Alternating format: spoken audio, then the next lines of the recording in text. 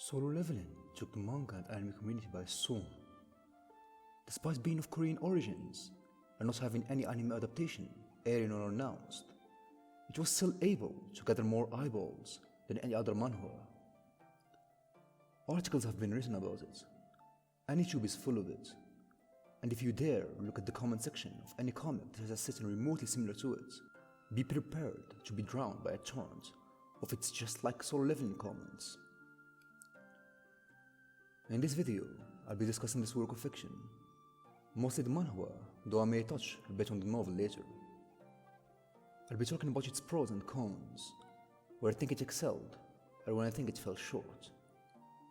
But remember that this is just my opinion, and that art is subjective. If you believe that Solo Leveling is the greatest work of art to ever grace the planet, then good for you. If you believe it's a bundle of rat waste that should be thrown in the sewers, then good for you too. You can both fight each other in the comments. Just make sure you do not do so in my like to dislike ratio.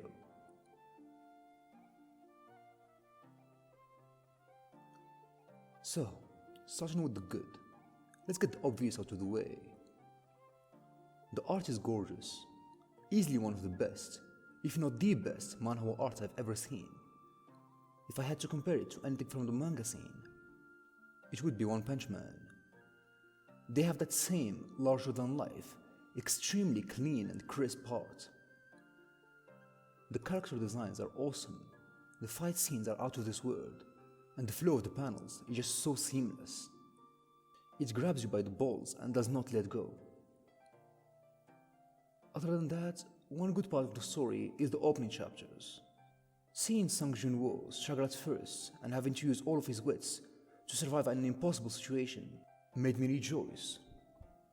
I thought this was it. This was the story to break all the stereotypes.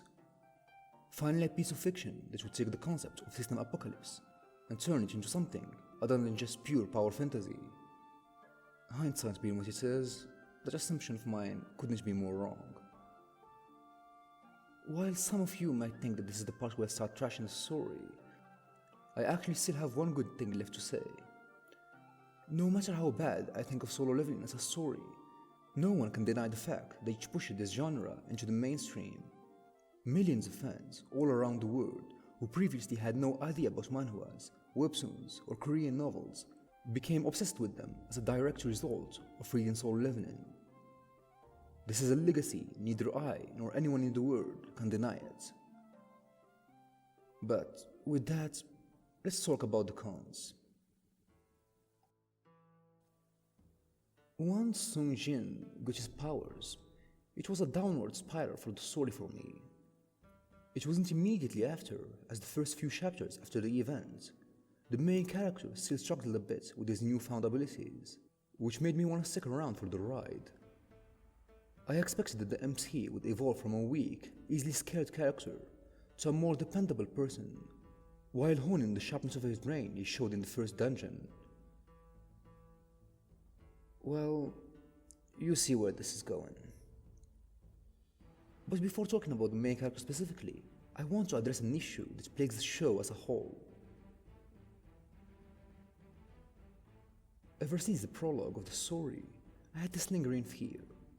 Red flags appeared everywhere, only for me to ignore them as the core of the story itself was still interesting. But as that condition became less and less true, those red flags started becoming more apparent, more eye-catching, to the point where I could no longer ignore them. First of all, the setting. The idea of a world where dungeons sprouted in every corner, that only a specific kind of people called hunters can access/clear them, isn't new by any means. I know that for some of you it might have been.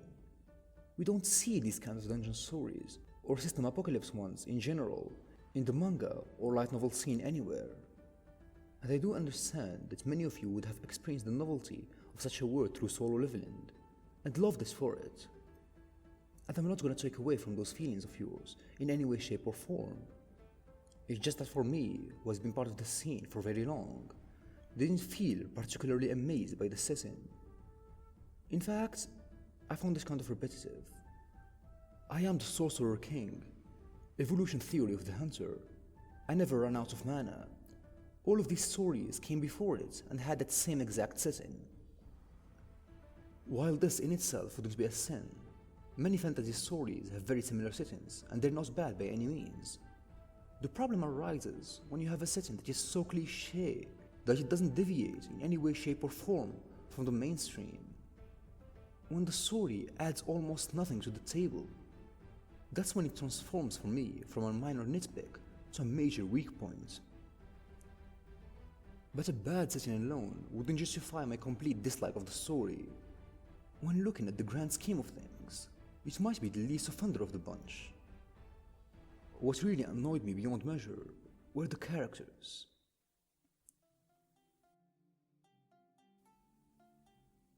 For this segment in particular, I'm not going to talk about the main character. He deserves a whole part of his own. What I'm going to talk about though are the side characters. And holy damn were they sure to follow. They were perfect, cubic cardboards, one-dimensional to infinity and beyond. From the mom, to the MC's friend, to the love interest. None of them deviated, not even a little bit, from their preset models. Reading their dialogue and looking at their actions felt like watching a purely deterministic algorithm being executed on a machine. You got your super worried mom who gets worried about everything her son does.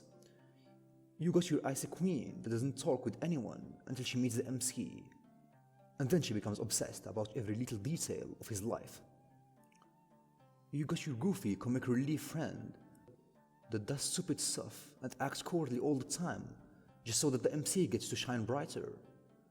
You got your standard I'm evil because I'm evil villains that just underestimate the main character until the last second before they get face-slapped or killed. You see where this is going. I'm sure that if someone was dedicated enough, they could make an algorithm that would just spit out stories using those preset character models. Now that I've said my piece about the side characters, it's finally time to talk about the main one. But before that, I just want to introduce an honorable mention. I am not sure what is Korean's obsession with the sick mom plot device, but I've seen it pop up in KR novels more times than I could count. Of course, Solo Leveling is not one to be left out, so it had its own sick mom too.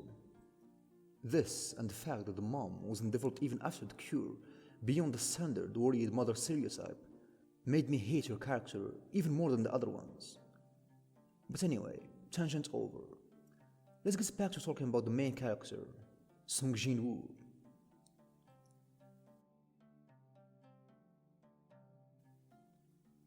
As I'm writing this part of the script, a part of me feels sad. It thinks back to early Sungjin and laments what could have been. A relatable character with emotions and a crushing weight on his shoulders. His relationship with Lee Joo-hee was very sweet, and they couldn't help but cheer on them both, hoping that they would get stronger gradually and face this world that gave them such a bad hand. Well, maybe in a parallel universe, that did happen.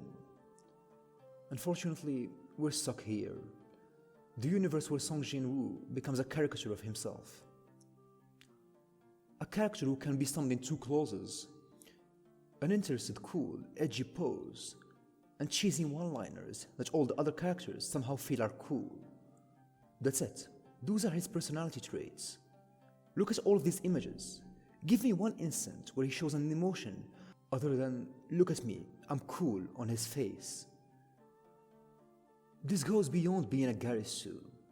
It's basically a caricature of one. An extreme version that is bordering on sarcasm. And I wish that was the case. It should have at least been funny that way.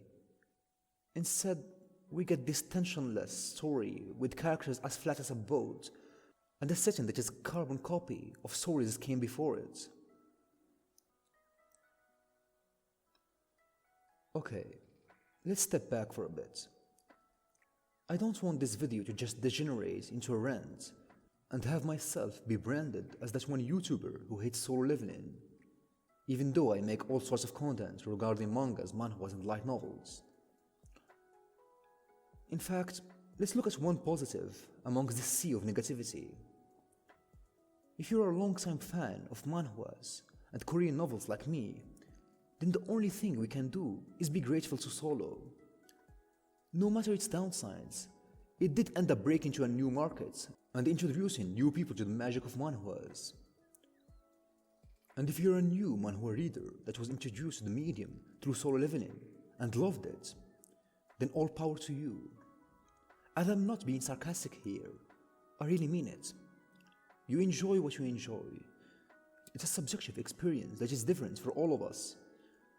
What makes me enjoy a series will be different from what makes you enjoy one. We have different criteria for what we consider enjoyable. So, please, don't let this video, or any other on the web, sour what you like reading.